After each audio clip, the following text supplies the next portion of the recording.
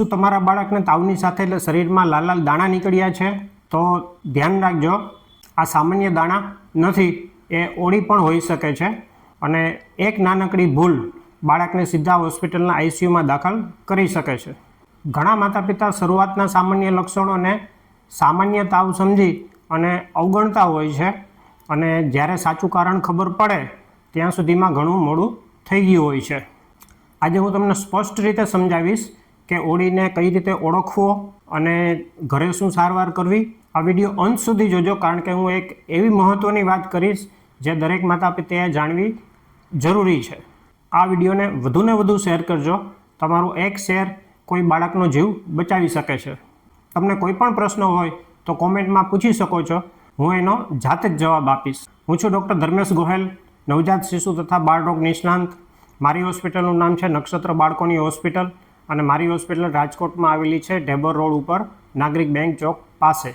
આ જ વિષયમાં ગયા રવિવારે મેં વિડીયો અપલોડ કરેલો હતો.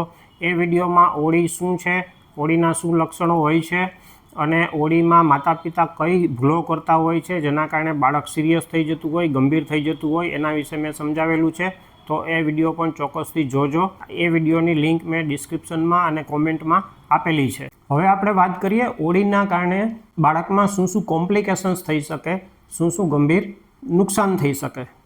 તો હમણાં જ આપણે વાત કરી હતી કે ઓળીના વાયરસના ઇન્ફેક્શનના કારણે બાળકની જે રોગ પ્રતિકારક શક્તિ છે એ ખૂબ જ નબળી પડી જતી હોય છે અને એને કારણે બેક્ટેરિયાનું ઇન્ફેક્શન પણ પાછળથી લાગવાની સંભાવના ઘણી બધી વધી જતી હોય છે અને આવા બધા કારણોથી બાળકને ઘણા બધા કોમ્પ્લિકેશન્સ થતા હોય છે.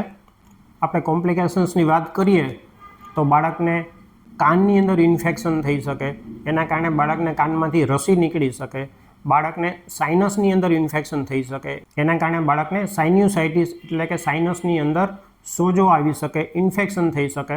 એ સિવાય બાળકને શ્વાસનળીમાં સોજો આવી શકે એટલે કે ટ્રેકિયાઇટિસ થઈ શકે. બાળકની જે નાની નાની શ્વાસનળી હોય એની અંદર સોજો આવી શકે. બાળકના જે બ્રોન્ક્યુલ્સ હોય એટલે કે જ્યાંથી વાતાવરણમાંથી ઓક્સિજનની આપ-લે થતી હોય ફેફસાની અંદર, એની અંદર સોજો આવી શકે. અને અમુક કેસીસમાં તો બ્રોન્ક્યોલાઇટિસ ઓબ્લિટરન્સ નામનો રોગ થતો હોય છે જે ખૂબ જ ગંભીર રોગ હોય છે અને જો આ કોમ્પ્લિકેશન્સ બાળકને થાય તો એમનું મૃત્યુ પણ થઈ શકે છે. બાળકને ન્યુમોનિયા થઈ શકે છે. બાળકને રિટ્રોફેરિન્જિયલ એબ્સેસ એટલે કે આ ગળાના પાછળના ભાગમાં રસીનો ભરાવો થઈ શકે છે. બાળકને ભૂતકાળની અંદર એમને જો ટીબીનું ઇન્ફેક્શન લાગેલું હોય તો જ્યાં સુધી બાળકની રોગ પ્રતિકારક શક્તિ સારી હોય ત્યાં સુધી એનામાં ટીબીના લક્ષણો દેખાતા નથી હોતા, પરંતુ એકવાર એમને ઓળી નીકળે પછી બાળકની રોગ પ્રતિકારક શક્તિ ખૂબ જ ઓછી થઈ જાય એટલે બાળકને જો ભૂતકાળની અંદર એમને ટીબીનું ઇન્ફેક્શન લાગેલું હોય તો અને બાળકને ઓળી નીકળે તો આવા પ્રકારના બાળકોમાં ટીબી પણ થવાની સંભાવના રહેતી હોય છે. આ ઓળીના કારણે બાળકોમાં ગેસ્ટ્રોએન્ટેરાઇટિસ એટલે કે ઝાડા ઉલટી થઈ શકે છે અને આ ઝાડા ઉલટીના કારણે પાણી જો વધુ પડતું ઓછું થઈ જાય તો બાળકની કિડનીને પણ કાયમી ધોરણે નુકસાન થઈ શકે છે, કિડની પણ ફેલ થઈ શકે છે.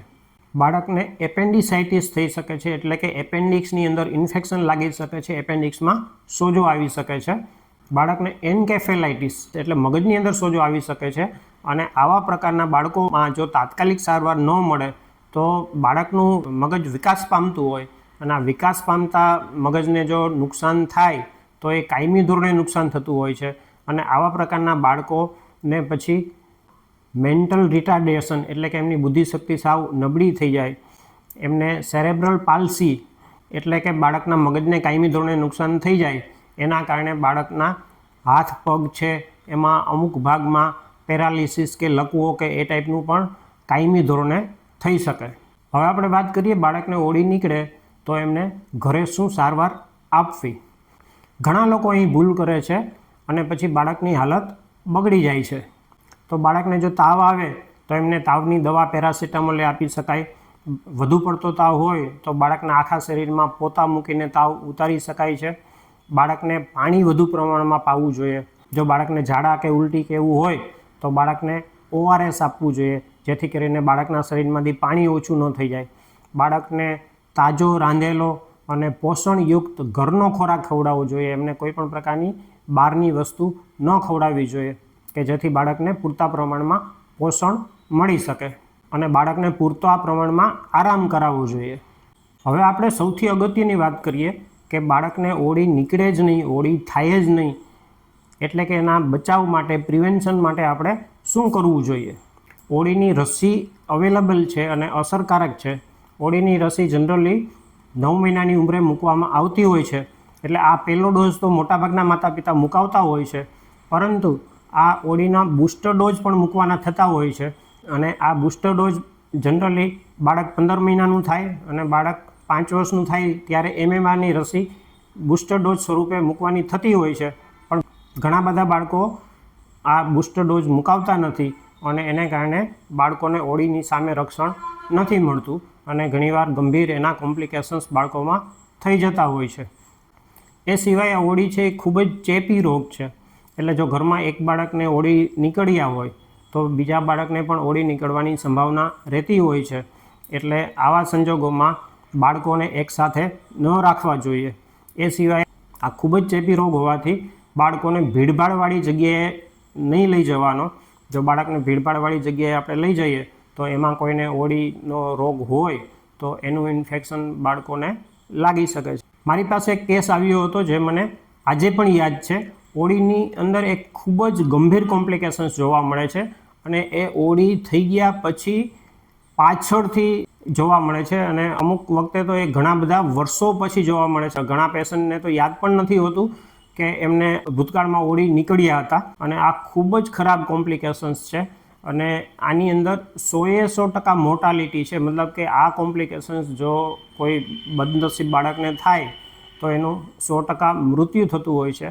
એવો એક કેસ મારી પાસે આવ્યો હતો કે જે બાળકને 10 વર્ષ પહેલાં એમને ઓળી થયો હતો અને પછી એમને મગજની અંદર SSP નામનું કોમ્પ્લિકેશન થયું હતું. SSP મતલબ સબ એક્યુટ સ્ક્લેરોઝિંગ પાનએન્કેફેલાઇટિસ, એટલે કે આખા મગજની અંદર બાળકને એક લાંબા સમયનું એક ક્રોનિક ઇન્ફેક્શન ઓળીનું થયું હતું અને એને કારણે બાળકના મગજનું ધીરે ધીરે નુકસાન થતું જાય. બાળકને સતત આંચકી આવતી હોય છે. આંચકીની ઘણી બધી દવાઓ આપણે આપીએ તો પણ આંચકી કંટ્રોલમાં ન થાય અને બાળકનું મગજ ધીરે ધીરે નુકસાન પામતું જાય. એને કારણે ઓલરેડી જે બાળક હાલતું ચાલતું હોય એ બાળક સંપૂર્ણપણે પથારીવશ થઈ જાય અને અંતે એનું મૃત્યુ થઈ જતું હોય છે. એટલે આવા ગંભીર કોમ્પ્લિકેશન્સ પણ ઘણીવાર થતા હોય છે. એટલે ચોક્કસ તમારા બાળકને જો ઓળીની વેક્સિન્સ ન મુકાવી હોય તો ચોક્કસથી મુકાવી દેજો. અત્યારે ઘણા બધા કેસીસ ઓળીના જોવા મળે છે. જો આ વિડીયો આપને પસંદ આવ્યો હોય તો ચોક્કસથી લાઈક કરજો અને વધુમાં વધુ શેર કરજો જેથી આ ઉપયોગી માહિતી વધુને વધુ લોકો સુધી પહોંચી શકે. અને આ વિડીયો કેવો લાગ્યો એના વિશે આપ ચોક્કસથી કોમેન્ટ કરજો અને આવા જ પ્રકારના ઉપયોગી વિડીયો માટે મારી ચેનલને સબસ્ક્રાઈબ કરવાનું ના ભૂલતા. નમસ્કાર મિત્રો.